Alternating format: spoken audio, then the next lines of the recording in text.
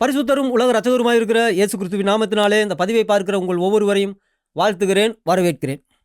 அதாவது நானும் ரொம்ப நாளாவே இந்த 7வது நூற்றாண்டு சித்தாந்தம் இந்த உலகத்துல எப்பேற்பட்ட கலாச்சார சீரழிவுகளை உண்டு பண்ணி மனுஷங்களை தீவிரவாதிகளா பயங்கரவாதிகளா மாற்றி எங்கே பார்த்தாலும், அதாவது அல்லாவின் தேசத்தில் எங்கே பார்த்தாலும் ஹலாலா அப்படிங்கிற ப்ராக்டிஸு, அப்புறம் 6 வயசு குழந்தைய விடாமல் 2 மாத பச்சை குழந்தைகளை கூட விடாமல் அதை மனைவின்னு சொல்லிக்கிட்டு 8வது படிக்கிற பிள்ளைய 112 வயசு கிழவனுக்கெல்லாம் கல்யாணம் பண்ணி வச்சுக்கிட்டு இப்படி உலகம் முழுவதும் ஒரு அக்கிரமத்தை செஞ்சுக்கிட்டு இருந்தாங்க. அப்போ ஒவ்வொன்றா எடுத்து காட்டணுங்க. பாருங்கள், பாகிஸ்தானில் நடக்கிற அக்கிரமத்தை, ஆப்கானிஸ்தானில் நடக்கிற அக்கிரமத்தை, அப்புறம் சிரியா, ஈராக்கு, ஏமன் இந்த நாட்டில் நடக்கிற அக்கிரமத்தை எல்லாம் காமிச்சோம். கடைசியாக 112 வயசு கிழவனுக்கு 8ஆம் கிளாஸ் படிக்கிற புள்ள தேவையா அப்படிங்கிற மாதிரியான ஒரு கேள்வியை கேட்டதுமே, சோமாலியாவை பற்றி பேசுனதுமே சாக்கிர் நாய்க்கு வரிஞ்சு கட்டிட்டு வந்துட்டாப்புல. வந்து என்னமோ எங்களை பார்த்து கேள்வி கேட்குறிய, என்ன கேட்குற அப்படின்னாப்புல. ஐயா, இப்படி சோமாலியாவில் இந்த அக்கிரமம் நடந்துச்சுங்கய்யா அப்படின்னு சொன்ன உடனே, இதை கேட்கறதுக்கு உனக்கு என்ன உரிமை இருக்குது அப்படின்னு கேட்டாப்புல. அதை விட இப்போ 112 வயசாக இருந்தால் என்ன, அதெல்லாம் ப்ரோக்ரியேட் பண்ண முடியும், புள்ள பக்க முடியும், நான் ஒரு மெடிக்கல் டாக்டரு, அது உனக்கு தெரியுமா அப்படின்னு கேட்டிருந்தாப்புல. ஐயா, நான் ஒரு தார்மீக அடிப்படையில் கேட்டேன். ஏன்னு கேட்டால் நானும் மனுஷன். இந்த உலகத்தில் ஏதாவது மனுஷர்கள் துன்பப்படும் பொழுது, குழந்தைகளையெல்லாம் அபியூஸ் பண்ணும் பொழுது அதையெல்லாம் கேட்குற உரிமை இந்த உலகத்தில் பிறந்த ஒவ்வொரு மனுஷனுக்கும் உண்டு. அதன் அடிப்படையில் தான் கேட்டேன் அப்படின்னு சொன்னேன். உடனே அவர் சொல்லிட்டாரு, உனக்கு கேட்கறதுக்கு எந்த உரிமையுமே கிடையாது, உனக்கு யார் இந்த ரைட்ஸை கொடுத்தது, நாங்கள் என்ன வேணாலும் செய்வோம், நாங்கள் 6 வயசு பிள்ளையும் கல்யாணம் பண்ணிக்கிறோம், 8ஆம் கிளாஸ் படிக்கிற பிள்ளையும் கல்யாணம் பண்ணிக்கிறோம் அப்படின்னு சொல்லியிருந்தாப்புல. சரி, இந்த ஆளுக்கு வேறு ரூபத்தில் நம்ம வீடியோ போடுவோம் அப்படின்னு சொல்லி இருக்கும் பொழுது, ஆட்டை கடிச்சு மாட்டை கடிச்சு கடைசியில் மனுஷனை கடித்த கதையா, ஏமனில், சிரியாவில், ஈரானில், சோமாலியாவில் நடந்த அந்த ஹலாலா ப்ராக்டிஸு, அந்த பழக்க வழக்கம் எல்லாமே இப்போ இந்தியாவுக்கு வந்துருச்சான். என்னையா சொல்கிறீங்க, அதிசயமாக இருக்கே அப்படின்னு அவங்கக்கிட்ட போய் கேட்டா, ஓ என்னையா அதிசயப்பட்டு பேசுகிற, இதெல்லாம் ரொம்ப காலமாச்சியா, ஆனால் யாருமே வெளியில் சொல்லலையா, இப்போ தான் இந்த பொம்பளை வந்து எங்கள் மானத்தை வாங்கிவிட்டா அப்படின்னாங்க. அப்புறம்தான் போய் பார்த்தா இந்த அம்மாவுடைய பேச்சு இந்தியாவில் வைரலாக போய்கிட்டு இருக்கு. அப்படி என்ன நடந்துச்சு, ஏது நடந்துச்சு அப்படிங்கிறத இந்த அம்மா சொல்லுது.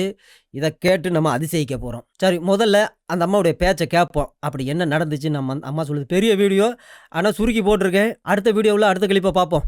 சரி, முதல்ல இந்த அம்மா என்ன சொல்லுதுன்னு பார்ப்போம். मैंने उसके चाचा के साथ कंफर्ट होने से मना कर दिया था, इस वजह से मेरे को तलाक का सामना करना पड़ा और हलाला का सामना करना पड़ा। कि चाचा को धक्का मार के मैं कमरे से बाहर निकली, मेरे हस्बैंड आए, मैंने उनको बोला तुम्हारे चाचा मेरे साथ बदतमीज़ी कर रहे, तो उनका कहना ये था कि मेरे चाचा के साथ कंफर्ट होने में तुम्हें क्या प्रॉब्लम है, हमारे घर में तो ये सब चीज़ें चलती रहती हैं।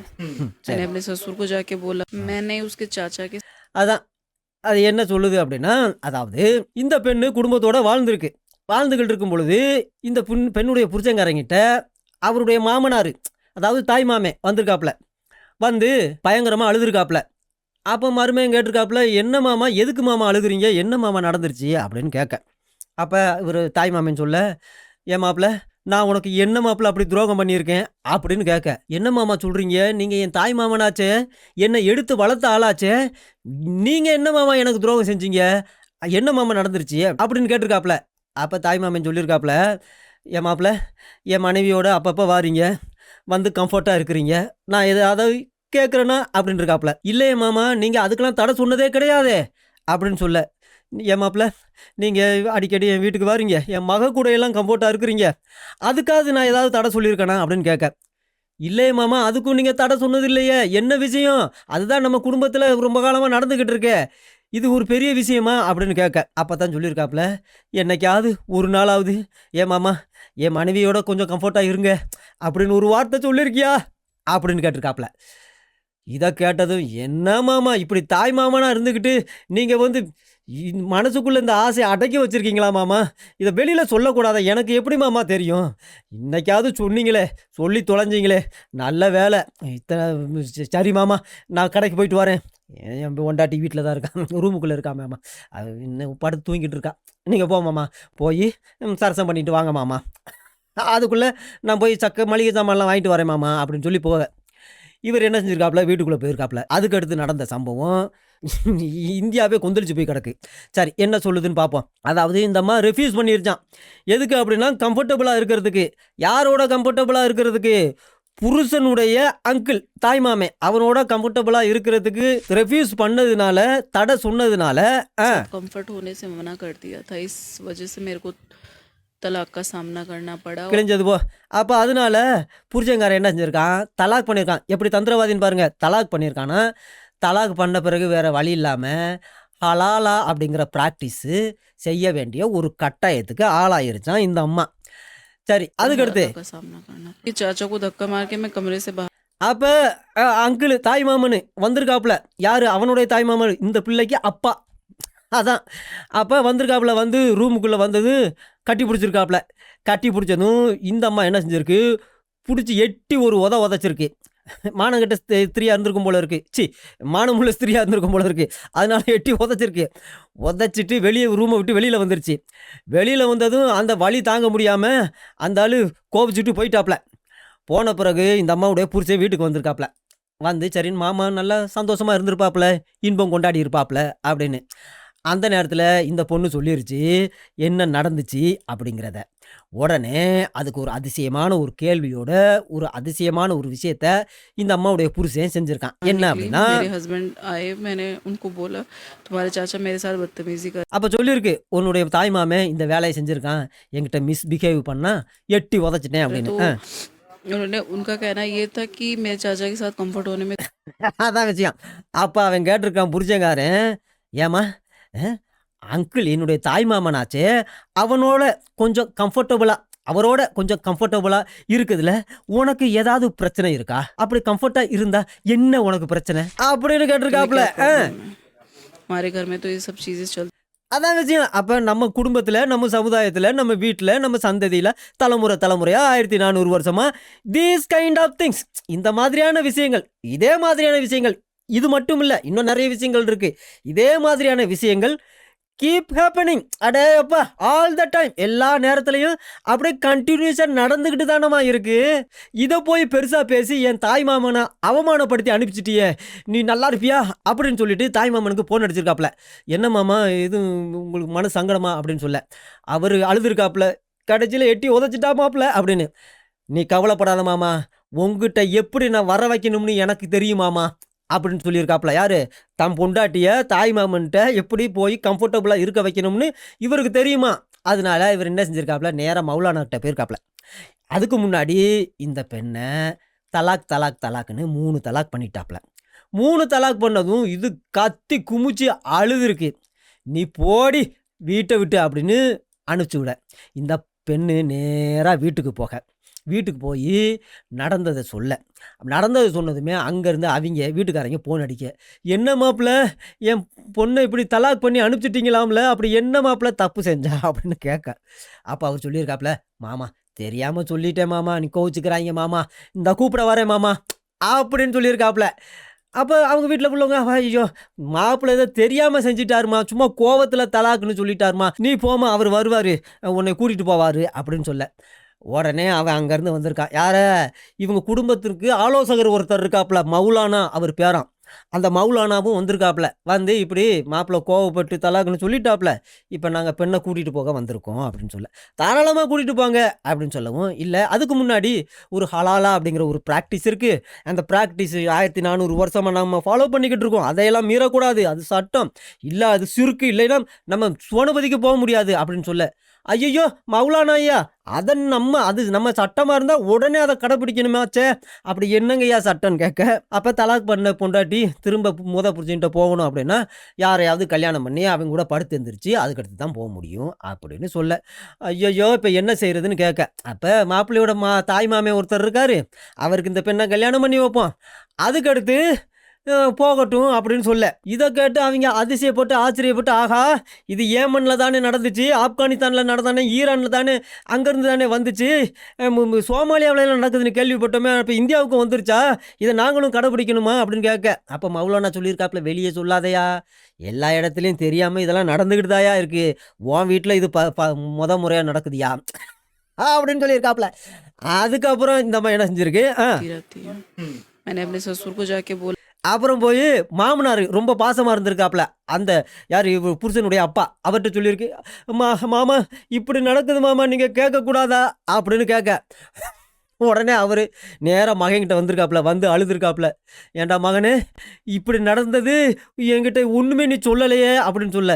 என்னப்பா என்னப்பா நடந்துச்சு அப்படின்னு என் மகனே, தாய் மாமனுக்கெல்லாம் உன் பொண்டாட்டி நீ கொடுக்குறியே, என்னைக்காவது ஒரு நாள் நம்ம அப்பாவாச்சே, அவருடைய ரத்தம் தானே நாம, அவருக்கு கொடுக்கக்கூடாதா அப்படின்னு என்னைக்காவது உன் மனசில் வந்திருக்கா? தாய் மாமனுக்கெல்லாம் உன் மனைவியை கொடுக்குறிய, எனக்கு ஏன் ஆசையை ஒரு நாள் தீர்த்திருக்க கூடாதா அப்படின்னு சொல்ல. அப்போ தான் மகன் சொல்லியிருக்காப்புல, ஏப்பா நீங்கள் வேற தாய் மாமன்ட்டே போக மாட்டேன்னுச்சுப்பா, உங்களுக்கு ரொம்ப வயசாயிருச்சுன்னு தாப்பா நான் கொஞ்சம் பேசாமல் இருந்தேன், நீ முதலே சொல்லக்கூடாதாப்பா அப்படின்னு அப்பாவை ஆறுதல் படுத்தியிருக்காப்புல. அதுக்கு அடுத்து இந்த பெண்ணு வேற வழி இல்லாமல் தாய் மாமனை போய் கல்யாணம் பண்ணி அவன் கூட ஒரு வாரம் இருந்திருக்கு. அதுக்கப்புறம் அவன் அனுப்பிச்சு விட. அதுக்கடுத்து இவங்க அப்பா யார், இந்த பொண்ணுடைய ஒரிஜினல் தாய் மாமனார் வேலையை காட்ட ஆரம்பிச்சிருக்காப்புல. அப்போ இந்த பெண்ணு கொந்தளிச்சு போய் என்ன செய்கிறது ஏது செய்கிறதுன்னு தெரியாமல் புறப்பட்டு வந்துருச்சு. வெளியில் வந்து இந்த சமுதாயத்தில் இந்த ஹலாலு அப்படிங்கிற இந்த சட்டத்தை நான் இல்லாமல் பண்ணுவேன் அப்படின்னு புறப்பட்டு வந்துருச்சு. இதை கேட்டதுமே எல்லா புண்ணியவான்களும் கொந்தளிச்சு போயிட்டாங்க.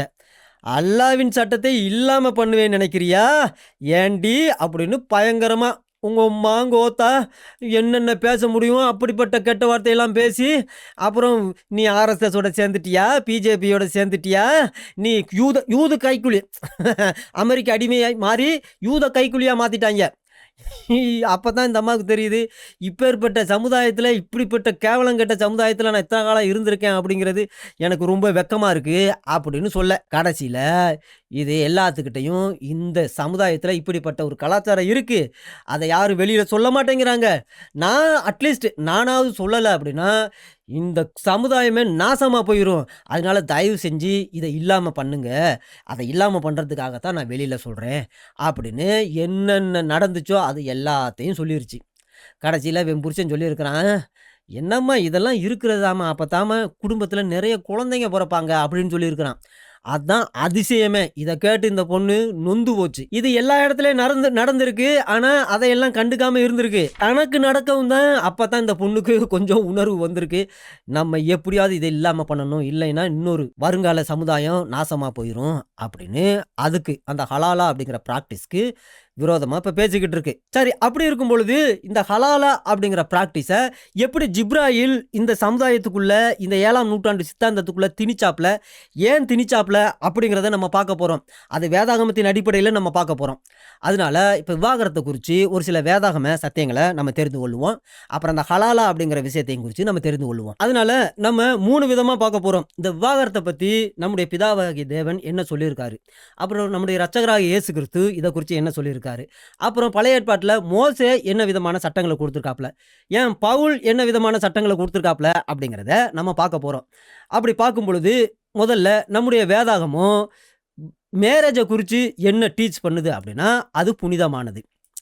ஆனால் இஸ்லாத்தை பொறுத்த வரைக்கும் திருமணம் அப்படிங்கிறது புனிதமானது கிடையாது. டைவர்ஸ் அப்படிங்கிற ஒரு விஷயம் எப்போவுமே கடவுளுடைய மைண்ட்லேயே கிடையாதான். மனுஷனை படைக்கும் பொழுது இவன் கல்யாணம் பண்ணணும், அதுக்கப்புறம் டைவர்ஸ் பண்ணணும் அப்படிங்கிற ஒரு விஷயமே இல்லையா. அப்படி இருக்கும் பொழுது இது எப்போ பெர்மிட் ஆனது, எப்போ இது உள்ளே வந்தது அப்படின்னா மோசேயினுடைய காலத்தில் யூதர்களுக்கு, இந்த இஸ்ரவேல் ஜனங்களுக்கு இந்த சட்டத்தை மோசே கொடுக்குறாப்புல. அது அலோ பண்ணுறாப்புல, ஆனால் இதை என்கரேஜ் பண்ணலை. எங்கே அப்படின்னா உபாகம புஸ்தகம் 24ஆவது அதிகாரத்தில் இதில் இவர் சொல்கிறாப்புல என்ன அப்படின்னா, ஒருவன் ஒரு ஸ்திரீயை விவாகம் பண்ணி கொண்ட பின்பு அவளிடத்தில் லச்சையான ஏதாவது ஒரு காரியத்தை கண்டு அவள் மேல் பிரியமற்றவனானால், அவளை பிடிக்காம போனான், அவன் தள்ளுதலின் சீட்டை எழுதி அவ கையில் கொடுத்து அவளை தன் வீட்டிலிருந்து அனுப்பிடலாம் அப்படின்னு சொல்லி மோசே என்ன செஞ்சிருக்காப்புல, ஒரு சட்டத்தை கொடுத்துருக்காப்புல. கொடுத்த பிறகு அவனுடைய வீட்டை விட்டு போன பின்னாடி வேற ஒருத்தனுக்கு என்ன செய்யலாம், மனைவி ஆகலாம். அவன் குடும்பத்தில் உள்ளவங்க வேற ஒருத்தனுக்கு கல்யாணம் பண்ணி கொடுக்கலாம்.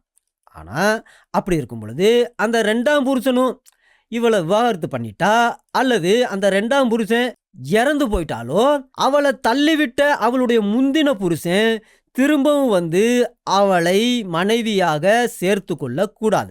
இது கர்த்தருக்கு முன்பாக அருவருப்பானது அப்படின்னு மோசே இஸ்ரவேல் ஜனங்களுக்கு ஒரு சட்டத்தை கொடுத்துருக்காப்புல. எதுக்காக கொடுத்தாரு அப்படிங்கிறத இயேசு கிறிஸ்து சொல்லுவாரு, நம்ம பார்க்க போறோம். அப்படி இருக்கும் பொழுது நல்லா கவனிங்க. முந்தின புருஷன் தன்னுடைய மனைவி வேற ஒருத்தனுக்கு மனைவி ஆன பிறகு அதுக்கடுத்து அவளை சேர்த்துக்கொள்ள கூடாது. ஆனா ஜிப்ராயில் வந்தாப்புல வந்து இந்த சட்டத்தை மாத்துனாப்புல. எப்படி மாத்துனாரு அப்படின்னா, நீ போகலாம், நீ மனைவியா சேர்த்துக்கலாம், ஒன்றும் பிரச்சனை இல்லை. அதனால என்ன செய்ய, நான் ஒரு ஐடியா தாரேன். அவளை எவனுக்காவது உன்னோட தாய் மாமனுக்கோ யாருக்காவது கல்யாணம் பண்ணி வச்சு அவங்களோட இருக்கட்டும், ஃபர்ஸ்ட் நைட் கொண்டாடட்டும், அதுக்கடுத்து நீ கூட்டிட்டு போகணும்னு சொல்லி ஜிப்ராயில் ஒரு சட்டத்தை கொடுத்துருக்காப்புல. இதை நம்ம நபிகள் நாயகம் என்ன செஞ்சிருக்காப்புல, அங்கீகரித்து இந்த உலகத்தில் ஹலாலா அப்படிங்கிற சட்டத்தை அறிமுகப்படுத்தி விட்டாப்புல. அந்த சட்டத்தினால இன்னைக்கு உலகத்தில் இருக்கிற பெண்களுடைய வாழ்க்கை நாசமாக போய்கிட்டு இருக்கு. அது கர்த்தருக்கு அருவருப்பானது. அதனால நீ பாவம் செய்வ, இது கடவுளுடைய நியாய தீர்ப்பை கொண்டு வரும் அப்படின்னு மோசே சொல்லியிருக்காப்புல. அப்படி இருக்கும் பொழுது மல்கியாவின் புஸ்தகம் 2ஆம் அதிகாரத்தில் நம்மளையெல்லாம் படைச்ச கடவுள் ஒரு விஷயத்தை சொல்றாரு. அது என்ன அப்படின்னா, நான் உன் காணிக்கையை ஏற்றுக்கொள்ள மாட்டேன் அப்படின்னு சொல்லிட்டு. எதனால அப்படின்னா, கர்த்தர் உனக்கும் உன் இளவயதின் மனைவிக்கும் சாட்சியா இருக்கிறார். நீ கடவுளுக்கு முன்னாடி இவ தான் என் மனைவி, இவளோட தான் நான் வாழுவேன், கடைசி வரைக்கும் இவளை வச்சு காப்பாற்றுவேன் அப்படின்னு உடன்படிக்கை பண்ணினியே, கடவுள் சாட்சியா இருக்கிறாரு. கடவுளே உனக்கும் உன் மனைவிக்கும் சாட்சியா இருக்கிறாரு. அதனால அவ தான் உன்னுடைய கேர்ள் ஃப்ரெண்டு, அவ தான் உன்னுடைய தோழி. நீ அவளோட உடன்படிக்கை பண்ணி அவளை மனைவியாக்கி இருக்கிற. அதனால அவளுக்கு நீ துரோகம் பண்ணக்கூடாது. நீ துரோகம் பண்ணுன அப்படின்னா உன் காணிக்கையை கூட நான் ஏத்துக்கிற மாட்டேன் அப்படின்னு சொல்லிட்டு அவர் ஒரு விஷயத்தை சொல்றாரு. அவர் ஒருவனை அல்லவா படைத்தார், அதனால ஒருத்தனுக்கு ஒருத்தி தான். ஏன் ஒருவனை படைச்சாரு அப்படின்னா, தேவ பக்தியுள்ள ஒரு சந்ததியை பெரும்படிக்காகத்தான் ஒருத்தனையும் ஒருத்தியையும் படைச்சாரு.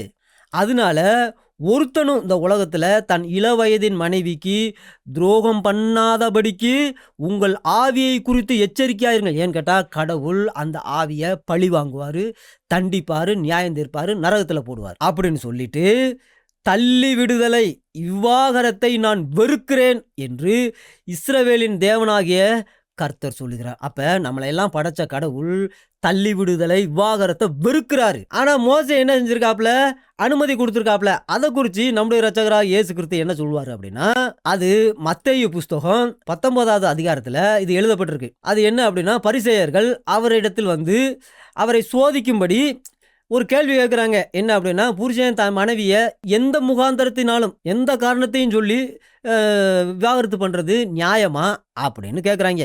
தெரிஞ்சுக்கணும்னு கேட்கல, பிரச்சனையை உண்டு பண்ணணும், ஏதாவது குற்றம் கண்டுபிடிக்கணும் அப்படின்னு கேட்குறாங்க. ஆனால் நம்முடைய இரட்சகராகிய இயேசு கிறிஸ்து தெளிவான ஒரு விஷயத்தை சொல்கிறாரு. அது என்ன அப்படின்னா, ஆதியில் மனுஷனை உண்டாக்கினவர் அவர்களை ஆணும் பெண்ணுமாகத்தானப்பா உண்டாக்குனாரு.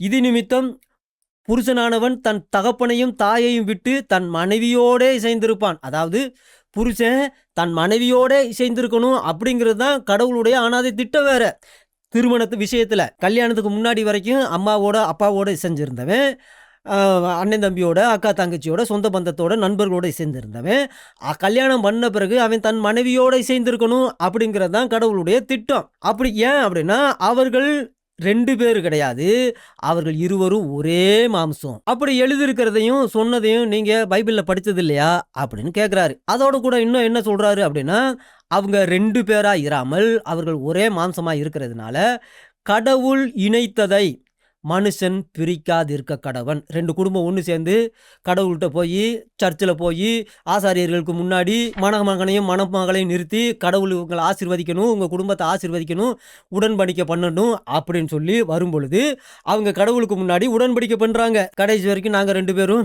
வாழ்விலும் தாழ்விலும் சுகத்திலும் துக்கத்திலும் அப்படின்னு என்னென்னமோ சொல்லுவாங்க. அதெல்லாம் ஒன்றா இருப்போம், வேசித்தனம் இல்லாமல் நாங்கள் ஒருத்தர் சிநேகிப்போம் அப்படிங்கிற மாதிரியெல்லாம் சொல்லி உடன்படிக்கை பண்ணுவாங்க. அப்படி உடன்படிக்கை கடவுளுக்கு முன்னாடி பண்ணுனதுனால எந்த மனுஷனும் அதை பிரிக்கக்கூடாது. அது மோசையா இருந்தாலும் சரி, யாரா இருந்தாலும் சரி அப்படின்னு சொல்லும் பொழுது அவங்க என்ன கேட்குறாங்க அப்படின்னா, அப்போ தள்ளுதல் சீட்டை கொடுத்து மோசே என்ன செஞ்சிருக்காப்புல, தள்ளி விடலாம், விவாகரத்து செய்யலாம் அப்படின்னு எங்களுக்கு கட்டளை கொடுத்துருக்காரியா அப்படின்னு கேட்க, அப்பதான் அவர் தெளிவாக சொல்றாரு, உங்கள் மனைவிகளை தள்ளிவிடலாம் என்று உங்கள் இருதய கடினத்தின் நிமித்தம். அதாவது எனக்கு இப்போ வேணாம், என்னால் வாழ முடியாது, நான் வாழ்ந்தால் தனியாக கூட வாழ்ந்துக்கிறேன், அவள் எனக்கு வேணாம் அப்படிங்கிற மாதிரி மனசு கடினப்பட்டு போகும் பொழுது, வேற பெண்ணை கல்யாணம் பண்ணிக்கணும் அப்படிங்கிற நினப்பு வரும் பொழுது, இல்லை அப்படின்னா அந்த பெண்ணு வியாதியோ ஏதாவது ஒரு பிரச்சனை இருக்கும் பொழுது மனசு கடினமாக வச்சிருக்கிறதுனால மோசே என்ன செஞ்சிருக்காப்புல, உங்களுக்கு இடம் கொடுத்தான். ஆனால் இது கடவுளுடைய திட்டம் அல்ல.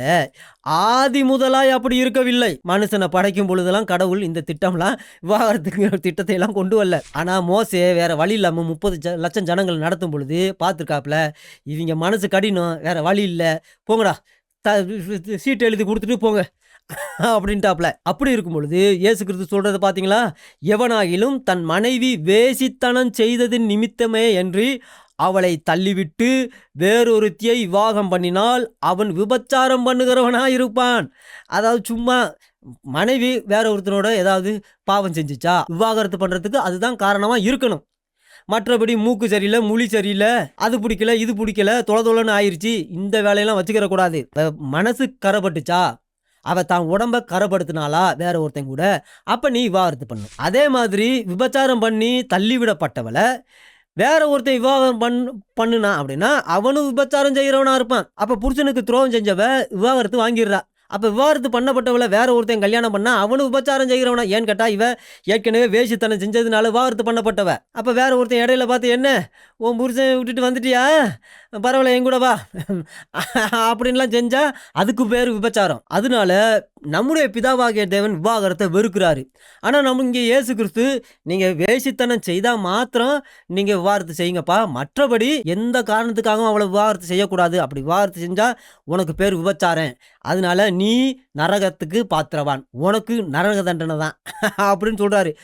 இதே விஷயத்த பவுல் எப்படி சொல்கிறாருன்னு பாருங்க. 1 கொரிந்தியர் புத்தகம் 7வது அதிகாரத்தில் இது எழுதப்பட்டிருக்கு. அது என்ன அப்படின்னா, விவாகம் பண்ணி கொண்டவர்களுக்கு நான் அல்ல கர்த்தரே கட்டளையிடுகிறதாவது என்னது, மனைவியானவள் தன் புருஷனை விட்டு பிரிந்து போகக்கூடாது. அப்படி ஒருவேளை ஏதாவது பிரச்சனையினால பிரிந்து போனா அவ கல்யாணம் ஆகாம இருக்கணும், அல்லது திரும்ப வந்து புருஷனோட ஒப்புரவாகணும். அதே நேரத்தில் தன்னை விட்டு பிரிஞ்சு போயிட்டானே அப்படின்னு சொல்லி புருஷனும் தன் மனைவியை தள்ளிவிடக்கூடாது, விவாகரத்து செய்யக்கூடாது அப்படின்னு சொல்றாரு. யாருக்கு? விசுவாசிகளுக்கு. ஆனால் மற்றவர்களை குறித்து, யாரு? விசுவாசி அல்லாதவர்கள் திடீர்னு ரட்சிக்கப்பட்டாங்க, ரட்சிக்கப்பட்ட உடனே, அதாவது ஒரு ஆண் ரட்சிக்கப்பட்ட, புருஷன் ரட்சிக்கப்பட்டாப்புல, ஆனால் மனைவி ரட்சிக்கப்படலை. அப்படி இருக்கும் பொழுது அந்த ரட்சிக்கப்படாத அந்த ஸ்திரீ அந்த ரட்சிக்கப்பட்ட மனுஷனோட வாழுவதற்கு சம்மதமாயிருந்தால் அவன் அவளை தள்ளி விடாதிருக்க கடவன், விவாகரத்து செய்யக்கூடாது. அப்படியே ஒரு ஸ்திரீ திடீர்னு ஒரு பெண்ணு ரட்சிக்கப்பட்டா, ஆனால் புருஷன் ரட்சிக்கப்படலை, ஆனால் புருஷனுக்கு அவளோட இருக்க உன் கூட தான் நான் இருப்பேன் அப்படின்னு சொல்கிறா. அதனால அந்த பெண்ணு அவனை என்ன செய்யக்கூடாது? விவாகரத்து செய்யக்கூடாது. ஏன்னு கேட்டால் புருஷனால் அந்த மனைவி ஒருவேளை பரிசுத்தமாக்கப்படலாம், அந்த ரட்சிக்கப்பட்ட மனைவினால அந்த புருஷன் என்ன செய்யலாம்? பரிசுத்தமாக்கப்படலாம். ஆனால் ஒருவேளை அந்த அவிசுவாசி பிரிஞ்சு போனால் பிரிஞ்சு போகட்டும், அவ்வளோதான். புருஷனும் மனைவியை போனால் போகட்டும், ரட்சிக்கப்படாதவங்க ரட்சிக்கப்பட்டவர்களை விட்டுட்டு போனால் போகட்டும், அதை பற்றி பிரச்சனை இல்லை. இப்படிப்பட்ட விஷயத்தில் நல்லா கவனிங்க, சகோதரனாவது சகோதரியாவது, எந்த பெண்ணாவது எந்த ஆணாவது அடிமைப்பட்டவர்கள் அல்ல, நம்மளை கடவுள் சமாதானமாக இருக்கும்படிக்கே அழைத்திருக்கிறார் அப்படின்னு பவுல் இங்கே தெளிவாக சொல்கிறாப்புல. அதனால தான் இங்கே தெளிவாக சொல்லப்பட்டிருக்கு பாருங்களேன், விவாகரத்து அப்படிங்கிறது கடவுளே சகிச்சுக்கிட்ட ஒரு விஷயமா. ஏன்னு கேட்டால் மனுஷனுடைய அந்த இருதய கடினத்து நிமித்தம் வேற வழி இல்லாமல் சகிச்சிக்க வேண்டிய நிலைமை. ஆனால் இது கடவுளுடைய சித்தம், விருப்பம் அல்ல. ஒரு காலத்துலையும் கடவுள் விவாகரத்து, ஒரு மனுஷன் கல்யாணம் பண்ண பிறகு, உடன்படிக்கை பண்ண பிறகு அவளுக்கு விவாகரத்து பண்ணணும் அப்படிங்கிற ஒரு சிந்தனையே இல்லை.